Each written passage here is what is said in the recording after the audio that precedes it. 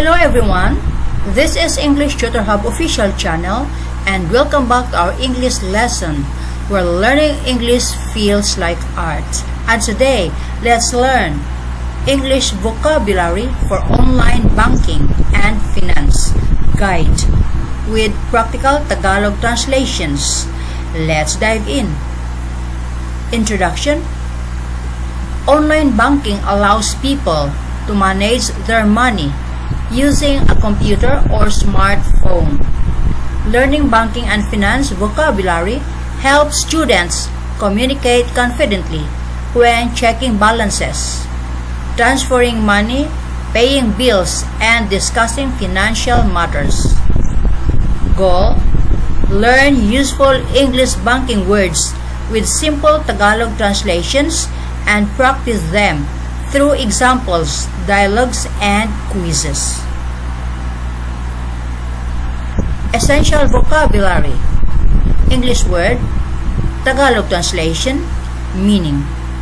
Account, account/bank account, meaning lugar kung saan iniimbak ang pera sa bangko. Balance, natitirang balanse, halagang natitira sa account. Deposit, deposito, paglalagay ng pera sa account. Withdraw, mag-withdraw, pagkuha ng pera mula sa account. Transfer, paglipat ng pera, pagpapadala ng pera sa ibang account. Transaction, transaction, anumang galaw ng pera. Password, password, lihim na salita para sa seguridad. Bill payment, pagbabayad ng bayarin, pagbabayad ng kuryente, tubig at iba pa.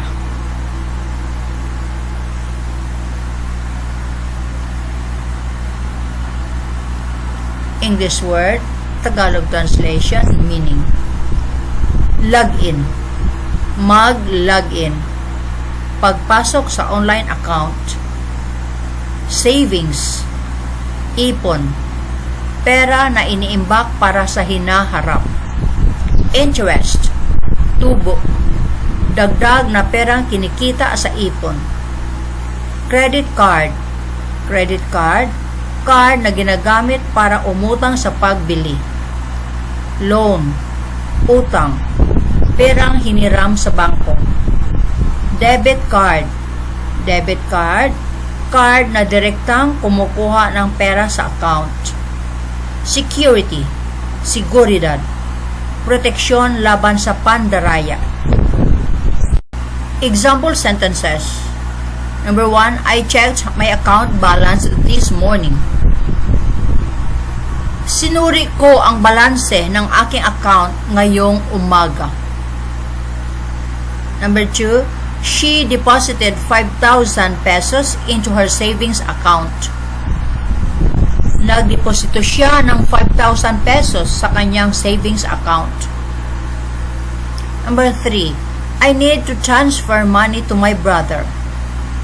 Kailangan kong maglipat ng pera sa aking kapatid.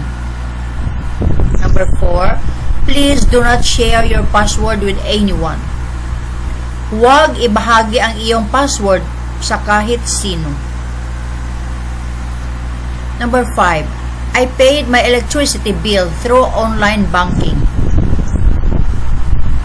Binayaran ko ang aking bill sa kuryente gamit ang online banking. Number 6, the bank approved my loan application. Inaprubahan ng bangko ang aking loan application. 7, my savings account earns interest every month. Ang aking savings account ay kumikita ng tubo bawat buwan. Dialogue 1, checking an account balance. Maria, hello, have you checked your bank account today? John, yes, I logged in this morning. Maria, what is your account balance? John, My balance is 12,500 pesos. Maria, great. Are you saving money for something? John, yes, I am saving for a new laptop.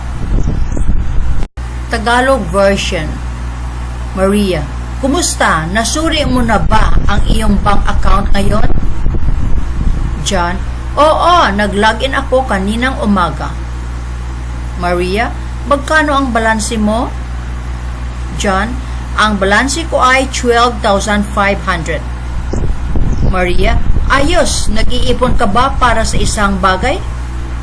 John, oo, nag-iipon ako para sa bagong laptop. Dialogue 2, transferring money. Anna, can you transfer 1,000 pesos to my account? Ben, sure. What is your account number? Anna, it is 1, 2, 3, 4, 5, 6, 7, 8, 9. Ben, okay, the transfer is complete. Anna, thank you very much. Tagalog version. Anna, maaari mo bang ilipat ang 1,000 pesos sa account ko?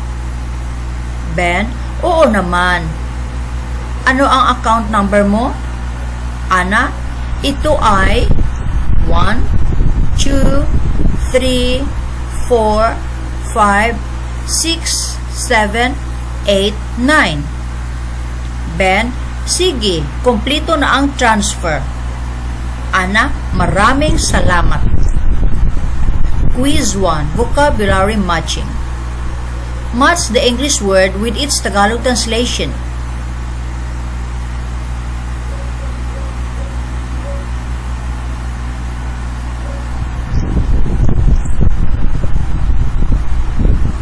Answer number 1, deposit. Its letter C, deposito. Number 2, balance. Its letter D, natitirang balanse. Number 3, loan. Its letter B, utang. Number 4, savings. Its letter E, ipon. And number 5, transfer. Its letter A, paglipat ng pera. Quiz 2, fill in the blanks. Choose the correct word. Number 1, I use my blank to access my online bank account. A, password. B, loan. Answer is letter A. I use my password to access my online bank account. Number 2, my bank blank is 8,000 pesos. A, interest. B, balance or balance. Answer is letter B. My bank balance is 8,000 pesos. Number 3, I want to blank money to my mother. A, transfer. B, withdraw. Answer is letter A. I want to transfer money to my mother. Number 4, a blank account helps you save money. A, savings. B, security. Answer is letter A. A savings account helps you save money. Number 5, the bank approved my blank. A, login. B, loan. Answer is letter B. The bank approved my loan. Quiz 3, true or false? 1, a deposit means taking money out of an account. Answer is false. Number 2, a password helps protect your account. Answer is true. Number 3, Interest is extra money earned on savings. Answer is true. Number 4. Online banking cannot be used to pay bills. Answer is false. Number 5. A transfer moves money from one account to another. Answer is true. Speaking practice. Answer these questions in English. 1. How often do you use online banking? 2. What is the difference between a debit card and a credit card? 3. Have you ever transferred money online? 4. Why is a strong password important? 5. What are the benefits of a savings account? Challenge. Use at least 5 vocabulary words in your answers. So, there you go guys. This video ends here about English vocabulary for online banking and finance guide with practical Tagalog translations. Thanks for watching.